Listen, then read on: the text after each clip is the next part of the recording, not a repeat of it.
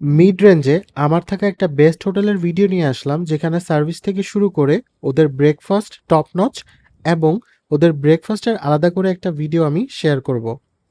যাই হোক, বলছিলাম Best Western by Bay Hills হোটেলের কথা। যেহেতু ওয়ান নাইটের প্ল্যান করে কক্সবাজার আসা, তাই এখানে আমি ওয়ান নাইটের রিজার্ভেশন দিয়ে দিই। আর এটা হচ্ছে আমার সেকেন্ড ভিজিট। লাস্ট টাইম ওদের সব কিছুই আমার ভালো লাগছে বিধায় এইবারও এখানে এক রাত থাকার প্ল্যান করে ফেললাম।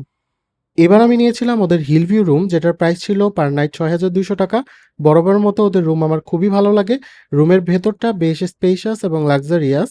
আধুনিক ডিজাইনের ফার্নিচার আর ওয়ার্ম লাইটিং রুমের ভেতরটা একটা প্রিমিয়াম ভাইবস দেয়, যা দীর্ঘ ভ্রমণের ক্লান্তি এক নিমেষেই দূর করে দিবে।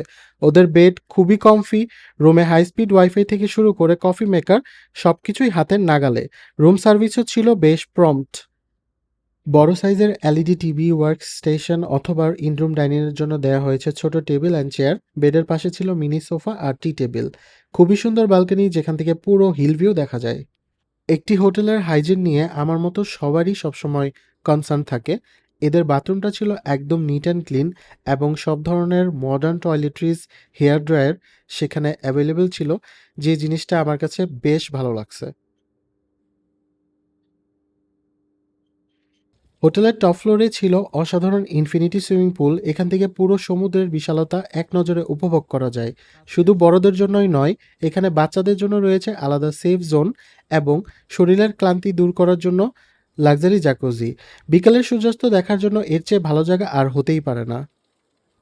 পুরো লবিতে বসার জন্য বেশ কিছু জোন রাখা হয়েছে। সোফা থেকে শুরু করে চেয়ারের আরামদায়ক সিটিং অ্যারেঞ্জমেন্ট, ইন্টেরিয়র ডিজাইনে আধুনিকতার পাশাপাশি অভিজাত্যের কিছু ছাপ আছে, যা পুরো পরিবেশকে প্রিমিয়াম করে তুলেছে।